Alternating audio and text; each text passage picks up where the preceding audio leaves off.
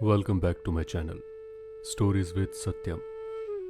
आज मैं आपको सुनाऊंगा रविंद्रनाथ टैगोर की लिखी कहानी भिखारिन। स्टोरी सुनने से पहले चैनल को सब्सक्राइब करें ताकि आने वाले वीडियोस आप तक पहुंच सके। अंधी प्रतिदिन मंदिर के दरवाजे पर जाकर खड़ी होती। दर्शन करने वाले लोग बाहर निकलते तो वो अपना हाथ फैला देती और नम्रता से कहती, बाबूजी, अंधी पर दया हो जाए। वो जानती थी कि मंदिर में आने वाले सहृदय और श्रद्धालु हुआ करते हैं। उसका यह अनुमान असत्य ना था। आने जाने वाले 2-4 पैसे उसके हाथ पर रख ही देते। अंधी उनको दुआएं देती और उनकी सहृदयता को सहारती। स्त्रियां भी उनके पल्ले में थोड़ा बहुत अनाज डाल जाया करती थी। प्रातः से संध्या तक वो इसी प्रकार हाथ फैलाए खड़ी रहती। उसके पश्चात मन ही मन भगवान को प्रणाम करती और अपनी लाठी के सहारे झोपड़ी का पथ ग्रहण करती। उसकी झोपड़ी नगर से बाहर थी। रास्ते में भी याचना करती जाती, किंतु राहगीरों में अधिक संख्या श्वेत वस्त्रों वाले की होती, जो पैसे देने की अपेक्षा झिड़कियां दिया करते थे। तब भी अंधी निराश ना होती और उसकी याचना बराबर जारी रहती। झोपड़ी तक पहुंचते पहुंचते उसे 2-4 पैसे और मिल जाते। झोपड़ी के समीप पहुंचते ही एक 10 वर्ष का लड़का उछलता कूदता आता और उससे चिपट जाता।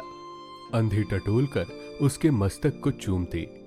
बच्चा कौन है, किसका है, कहां से आया, इस बात से कोई परिचय नहीं था। 5 वर्ष का हुए पास पड़ोस वाले ने उसे अकेला देखा था। इन्हीं दिनों एक दिन संध्या समय लोगों ने उसकी गोद में एक बच्चा देखा। वो रो रहा था। अंधी उसका मुख चूम चूम कर उसे चुप कराने का प्रयत्न करती रही थी। वो कोई असाधारण घटना नहीं थी, अतः किसी ने भी ना पूछा कि बच्चा किसका है। उसी दिन से यह बच्चा अंधी के पास था और प्रसन्न था। उसको वो अपने से अच्छा खिलाती और पहनाती। अंधी ने अपनी झोपड़ी में एक हांडी गाड़ रखी थी। संध्या समय जो कुछ भी मांग कर लाती उसमें डाल देती और उसे किसी वस्तु से ढांप देती, इसीलिए कि दूसरे व्यक्तियों की दृष्टि उस पर ना पड़े। खाने के लिए अन्य काफी मिल जाता था, उससे काम चलाती। पहले बच्चे को पेट भर खिलाती, फिर स्वयं खाती। रात को बच्चे को अपने वक्ष से लगाकर वहीं पड़ी रहती। प्रातःकाल होते ही उसको खिला पिलाकर फिर मंदिर के द्वार पर जा खड़ा होती। काशी में सेठ बनारसी दास बहुत प्रसिद्ध व्यक्ति हैं। बच्चा बच्चा उनकी कोठी से परिचित है। बहुत बड़े देशभक्त और धर्मात्मा हैं। धर्म में उनकी बड़ी रुचि रही है। दिन के 12 बजे तक सेठ स्नान ध्यान में संलग्न रहते। कोठी पर हर समय भीड़ लगी रहती। कर्ज के इच्छुक तो आते ही थे, परंतु ऐसे व्यक्तियों का भी तांता बांधा रहता जो अपनी पूंजी सेठ जी के पास धरोहर के रूप में रखने आते थे। सैकड़ों भिखारी अपनी जमा पूंजी इन्हीं सेठ जी के पास जमा करते जाते।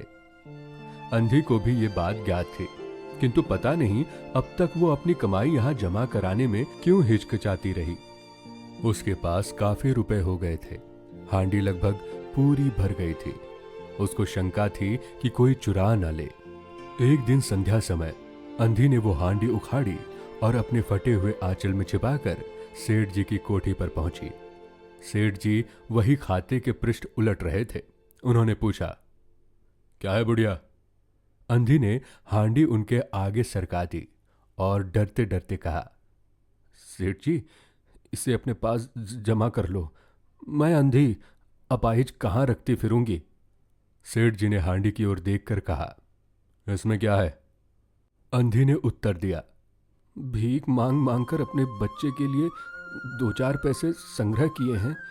अपने पास रखते डरती हूं। कृपया इन्हें आप अपनी कोठी में रख लें। सेठ जी ने मुनीम की ओर संकेत करते हुए कहा, बही में जमा कर लो। फिर बुढ़िया से पूछा, तेरा नाम क्या है? अंधी ने अपना नाम बताया। मुनीम जी ने नकदी गिनकर उसके नाम से जमा कर ली और वो सेठ जी को आशीर्वाद देती हुई अपने झोपड़ी में चली गई। 2 वर्ष बहुत सुख के साथ बीते। इसके पश्चात एक दिन लड़के को ज्वर ने आ दबाया। अंधी ने दवा दारू की, झाड़ फूक किया, टोना टोटके की परीक्षा की, परंतु संपूर्ण प्रयत्न व्यर्थ सिद्ध हुए। लड़के की दशा दिन प्रतिदिन बुरी होती गई। अंधी का हृदय टूट गया। साहस ने जवाब दे दिया, निराश हो गई। परंतु फिर ध्यान आया कि संभवतः डॉक्टर के इलाज से फायदा हो जाए। इस विचार के आते ही वो गिरती पड़ती सेठ जी की कोठी पर आ पहुंची। सेठ जी उपस्थित भी थे। अंधी ने कहा, सेठ जी, मेरी जमा पूंजी में से 10 रुपए मुझे मिल जाए तो बड़ी कृपा होगी। मेरा बच्चा मर रहा है, डॉक्टर को दिखवाऊंगी। सेठ जी ने कठोर स्वर में कहा, कैसी जमा पूंजी, कैसे रुपए? मेरे पास किसी के रुपए जमा नहीं है। अंधी ने रोते हुए उत्तर दिया, 2 वर्ष हुए मैं आपके पास धरोहर रख गई थी, दे दीजिए, बड़ी दया होगी। सेठ जी ने मुनीम की ओर रहस्यमयी दृष्टि से देखते हुए कहा, मुनीम जी, जरा देखना तो इसके नाम की कोई पूंजी जमा है या नहीं। तेरा नाम क्या है री? अंधी की जान में जान आई, आशा बंधी।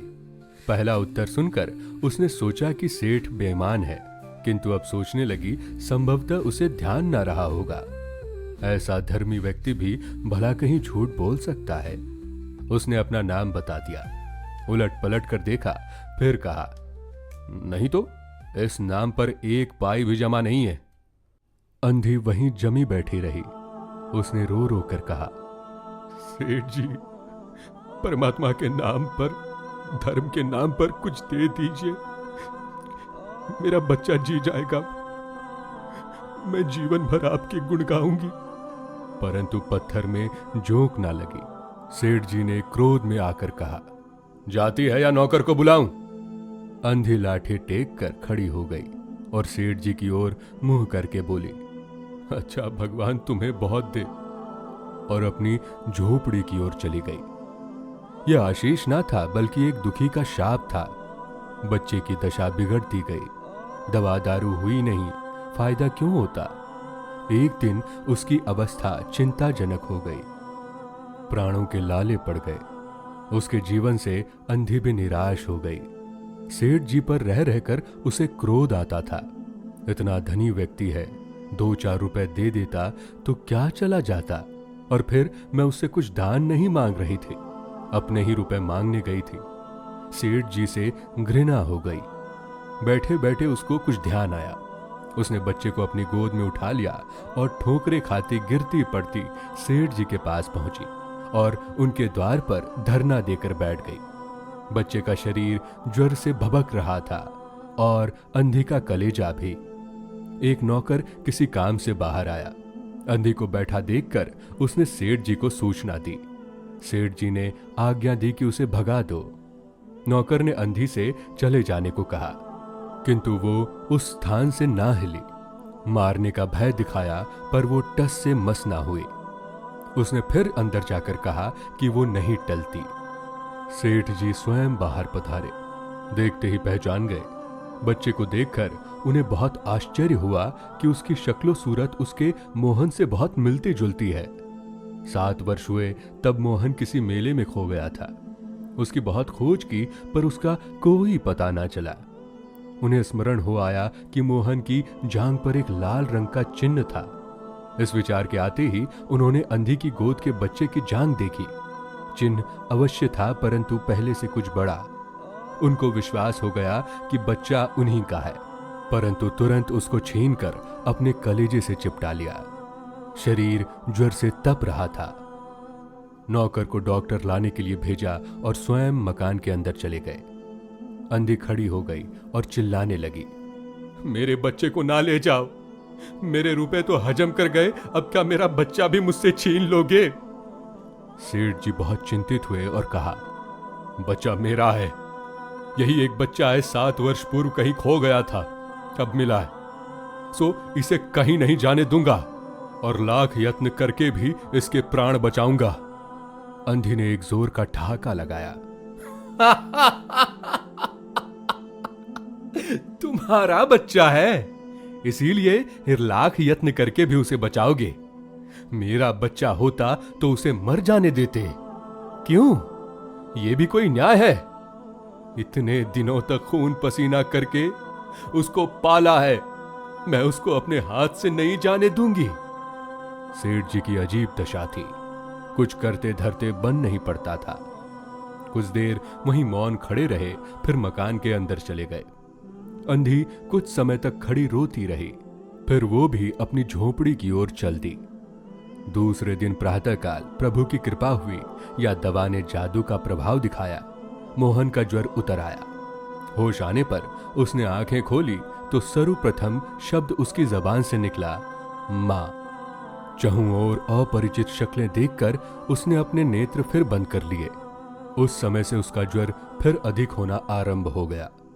मां मां की रट लगाई हुई थी। डॉक्टरों ने जवाब दे दिया। सेठ जी के हाथ पांव फूल गए। चहुं ओर अंधेरा दिखाई पड़ने लगा। क्या करूं, एक ही बच्चा है, इतने दिनों बाद मिली भी तो मृत्यु उसको अपने चंगुल में दबा रही है, इसे कैसे बचाऊं। सहसा उनको अंधी का ध्यान आया। पत्नी को बाहर भेजा कि देखो कहीं वो अब तक द्वार पर ना बैठी हो, परंतु वो वहां नहीं थी। सेठ जी ने फिटन तैयार कराई और बस्ती से बाहर उसकी झोपड़ी पर पहुंचे। झोपड़ी बिना द्वार के थी। अंदर गए, देखा अंधी एक फटे पुराने टाट पर बड़ी है और उसके नेत्रों से अश्रुधारा बही जा रही है। सेठ जी ने धीरे से उसको हिलाया। उसका शरीर भी अग्नि की भांति तप रहा था। सेठ जी ने कहा, बुढ़िया, तेरा बच्चा मर रहा है।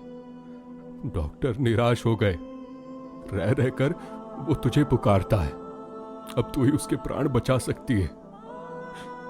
चल चल और मेरे नहीं नहीं, अपने बच्चे की जान बचा ले। अंधी ने उत्तर दिया, मरता है तो मरने दो, मैं भी मर रही हूं। हम दोनों स्वर्ग लोक में फिर मां बेटे की तरह मिल जाएंगे। इस लोक में सुख नहीं है, वहां मेरा बच्चा सुखी में रहेगा। मैं वहां उसकी सुचारू रूप से सेवा करूंगी। सेठ जी रो दिए। आज तक उन्होंने किसी के सामने सिर ना झुकाया, किंतु इस समय अंधी के पांवों पर गिर पड़े और रो रो कर कहा, ममता की लाज रख लो, आखिर तुम भी उसकी मां हो। चलो, तुम्हारे जाने से वो बच जाएगा। ममता शब्द ने अंधी को विकल कर दिया। उसने तुरंत कहा, अच्छा चलो। सेठ जी सहारा देकर उसे बाहर लाए और फिटन पर बिठा दिया। फिटन घर की ओर दौड़ने लगी। उस समय सेठ जी और अंधी भिखारिन दोनों एक ही दशा में थे। दोनों की यही इच्छा थी कि शीघ्र से शीघ्र अपने बच्चे के पास पहुंच जाए। कोठी आ गई। सेठ जी ने सहारा देकर अंधी को उतारा और अंदर ले गए। भीतर जाकर अंधी ने मोहन के माथे पर हाथ फेरा। मोहन पहचान गया कि उसकी मां का हाथ है। उसने तुरंत नेत्र खोल दिए और अपने समीप खड़े हुए देखकर कहा, मां, तुम आ गई। अंधी भिखारिन मोहन के सिरहाने बैठ गई और उसने मोहन का सिर अपने गोद में रख लिया। उसको बहुत सुख का अनुभव हुआ और वो उसकी गोद में तुरंत सो गया। दूसरे दिन से मोहन की दशा अच्छी होने लगी और 10-15 दिन में वो बिल्कुल स्वस्थ हो गया। जो काम हकीमों के जो शांदे, वैद्यों की पुड़िया और डॉक्टरों के मिक्सचर ना कर सके, वो अंधी की स्नेहमयी सेवा ने पूरा कर दिया। मोहन के पूरी तरह स्वस्थ हो जाने पर अंधी ने विदा मांगी। सेठ जी ने बहुत कुछ कहा सुना कि वो उन्हीं के पास रह जाए, परंतु वो सहमत ना हुई। विवश होकर विदा करना पड़ा। जब वो चलने लगी तो सेठ जी ने रुपयों की एक थैली उसके हाथ में दे दी। अंधे ने मालूम किया, इसमें क्या है? सेठ जी ने कहा, इसमें तुम्हारे धरोहर हैं, तुम्हारे रुपए, मेरा वो अपराध। अंधे ने बात काट कर कहा, ये रुपए तो मैंने तुम्हारे मोहन के लिए संग्रह किए थे, उसी को दे देना। अंधी ने थैली वहीं छोड़ दी और लाठी टेकती हुई चल दी। बाहर निकलकर फिर उसने उस घर की ओर नेत्र उठाए और उसके नेत्रों से अश्रु बह रहे थे, किंतु वो एक भिखारिन होते हुए भी सेठ से महान थी।